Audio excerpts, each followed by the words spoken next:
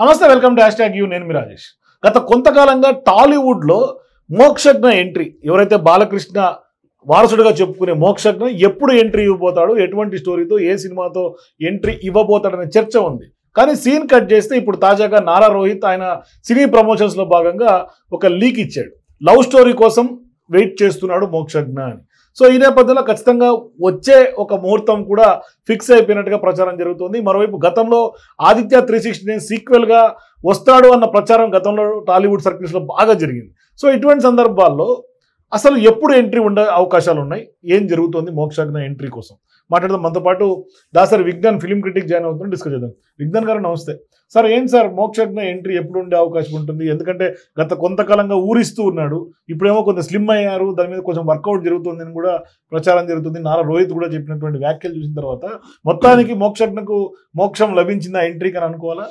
యాక్చువల్గా ఇప్పుడు ఈ టాపిక్ ఎందుకు వచ్చింది అంటే, నారా రోహిత్ గారిది ఒక సినిమా ఈ 27కి రిలీజ్కి సిద్ధంగా ఉంది, సుందరాకాండ.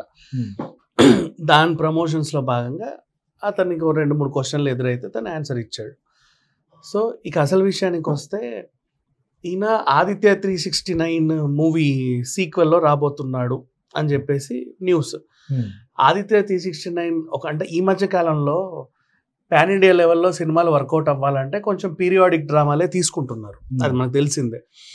అది కనుక పండిందంటే ఇంకా నెక్స్ట్ లెవెల్ ఎక్కడికో వెళ్ళిపోతారు. ఇప్పుడు నెక్స్ట్ వచ్చే చిరంజీవి విశ్వంబర్ అయినా, బాలయ్య గారి అఖండ 2 అయినా, ఈవెన్ కొన్ని సినిమాలు చాలా ఉన్నాయి కదా, అన్నీ కూడా కొంచెం పీరియాడిక్ డ్రామాలు. మన కల్కి వాట్ ఎవర్, అండ్ మన నిఖిల్ స్వయంభూ అంట, ఇట్లా బోల్డ్ అండ్ సినిమాలు వస్తున్నాయి.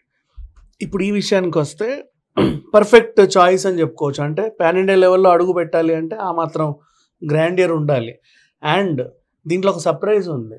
ఒకవేళ నిజంగా ఇది ఆదిత్య 369 సీక్వెల్ అయితే కనుక, ఇన్ కేస్ మళ్ళీ వీళ్ళు ఒకవేళ టైం ట్రావెల్లో మళ్ళీ విజయనగర సామ్రాజ్యానికి వెళ్ళాల్సి వస్తే, ఆ రాజుగా బాలయ్యని తప్ప ఎవరిని ఊహించుకోలేం మనం విజయనగర సామ్రాజ్యంలో. అండ్ అష్టదిగ్గజాలు అఫ్ కోర్స్ ఎవరిని పెట్టినా, ఇప్పుడున్న జబర్దస్త్ నటులైనా పెట్టుకోవచ్చు, కమెడియన్లు బోల్డ్ ఎంతమంది ఉన్నారు, అప్పటికంటే ఎంతమందినైనా పెట్టుకోవచ్చు. కానీ రాజుగా మాత్రం, అంటే ఒకవేళ అదే నిజమైతే బాలయ్య గారి క్యామియో కూడా ఉంటుందని అనుకోవచ్చు మనం 100%.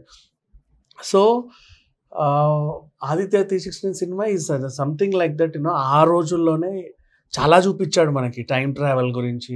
ఇవన్నీ ఎవరికి తెలియదు. సింగీతం శ్రీనివాసరావు గారి అద్భుత సృష్టి అది చెప్పాలంటే.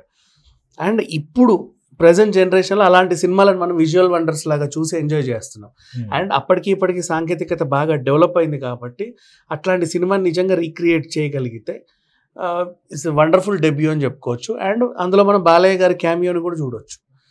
అండ్ ఒకవేళ ఈ సినిమా కనుక ఆల్మోస్ట్ సంక్రాంతికి వచ్చే ఛాన్స్ ఉందో లేదో తెలియదు, చెప్పలేము. ఇంకా సంక్రాంతికి బాలయ్య సినిమాలు వస్తాయి ఎక్కువసేపు మోస్ట్లీ. సో అండ్ వీళ్ళ వంశం నుంచి ఇంకొక 4వ తరం వారసుడు ఒక అబ్బాయి రెడీ అయ్యాడు కదా, మొన్న అందరు కలిసి లాంచ్ చేశారు. సో అతని సినిమా ఎప్పుడు వస్తుందో తెలియదు, ఇతని సినిమా ఎప్పుడు వస్తుందో. సో జనాలు అయితే వెయిట్ చేస్తున్నారు బాలయ్య గారి కొడుకు అరంగేట్రం. కానీ రీసెంట్ గా బాలకృష్ణ గారు కూడా కామెంట్ చేశారు, అంటే నా వారసుడు మోక్షజ్ఞనే అని ఆయన చెప్పాడు. ఇప్పుడు నారా రోహిత్ కూడా లవ్ స్టోరీ కోసం చూస్తున్నారు అని చెప్తున్నారు. సో ఇవన్నీ చూస్తుంటే మోక్షజ్ఞ ఎంట్రీ త్వరలోనే ఉండే అవకాశాలుగా కనిపిస్తున్నాయి. ఆల్రెడీ ఒక గ్లిమ్స్ వదిలారు కదా, మనం ఒకసారి లుక్ చూసాం మనం. అది ఆల్మోస్ట్ వీలైనంత తొందరగా వచ్చేస్తుంది, పెద్ద విషయం కాదు. అండ్ ఎందుకో ఆ అబ్బాయి సైలెంట్ అయిపోయాడు, మన హనుమాన్ డైరెక్టర్ ప్రశాంత్ వర్మ, తను సైలెంట్గా ఉన్నాడు. మేబీ ఎవరికి తెలియకుండా ఎక్కడ రహస్యంగా షూట్ అంతా డబ్బా కంప్లీట్ చేస్తున్నారేమో. కానీ ఇక్కడ ప్రధానంగా ఈయన స్లిమ్ అయ్యి కొంత లుక్ కూడా మార్చుకుంటున్నాడు, బాగున్నాడు, న్యూ లుక్ లేక వచ్చేసాడు, మారిపోతున్నాడు అని కూడా కొంత వార్తలు వస్తూ ఉన్నాయి. దాన్ని అంటే ఇప్పుడు సినిమా కోసమే ఈయన మేక్ ఓవర్ గా చూడాల్సినటువంటి అవసరం. సినిమా కోసం మేక్ ఓవరే. అండ్ నిజంగా చాలా బాగున్నాడు కదా, అంతకుముందు కొంచెం లావుగా ఇలా చబ్బీగా ఉండే, మనం చాలా ఫొటోస్లలో చూసాం, కొంచెం బొద్దుగుండేవాడు. అట్లా ట్రాన్స్ఫార్మ్ అయ్యాడు అండ్ చాలా బాగున్నాడు. అండ్ నెక్స్ట్ తనకి ఆల్మోస్ట్ నందమూరి అభిమానులు అందరూ కూడా ఉన్నారు, ఈవెన్ జూనియర్ ఎన్టీఆర్ కూడా విష్ చేశాడు. సో ఆ సినిమా అయితే వస్తుంది అండ్ పెద్ద హిట్ అయితే అవుతుంది నన్ను అడిగితే.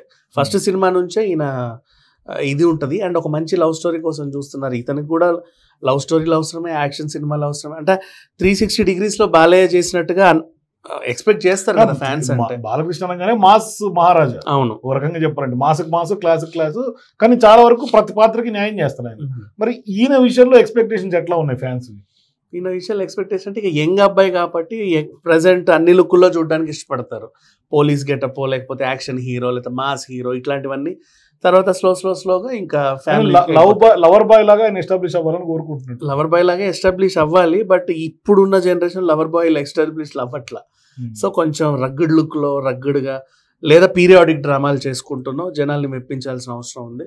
సో అట్లాంటి సబ్జెక్ట్ ఎంచుకొని వస్తారు. ఆ బేస్ ఉన్న కథాంశంతో లవ్ ట్రాక్ పండిస్తారేమో. మరి ఆదిత్య తీసిన కూడా అంతే కదా, అమ్మాయి ప్రేమ హిట్లర్ రెండో చెల్లి, తను ఆ సినిమా కూడా అంతే లవ్ ట్రాక్ పైన నడుస్తుంది. So this is good. నాకైతే అనిపించింది ఈయన అరంగేట్రం సినిమా 1000 కోట్లు తీస్తుందేమో అని. అవునా? మరి పీరియాడిక్ డ్రామాతో వస్తే ఖచ్చితంగా ఆల్రెడీ నాకు ఫ్యాన్స్ ఉన్నారు, ఇప్పటి నుంచి అభిమానులు ఉన్నారు, అండ్ వచ్చే పీరియాడిక్ డ్రామా అంటున్నారు. ఆదిత్య 369 సినిమాకు అభిమానులు ఉన్నారు. నందమూరి బ్రాండ్, ఆ brand at the same time Balakrishna గారి యొక్క బ్రాండ్, అన్ని కలుపుకుంటే ఎంతసేపు 1000 కోట్లు తీయడం very simple. Thank you Vignan garu. So మొత్తం మీద మోక్షజ్ఞ ఎంట్రీకి అయితే మాత్రం ముహూర్తం ఫిక్స్ అయినట్టుంది కనిపిస్తోంది.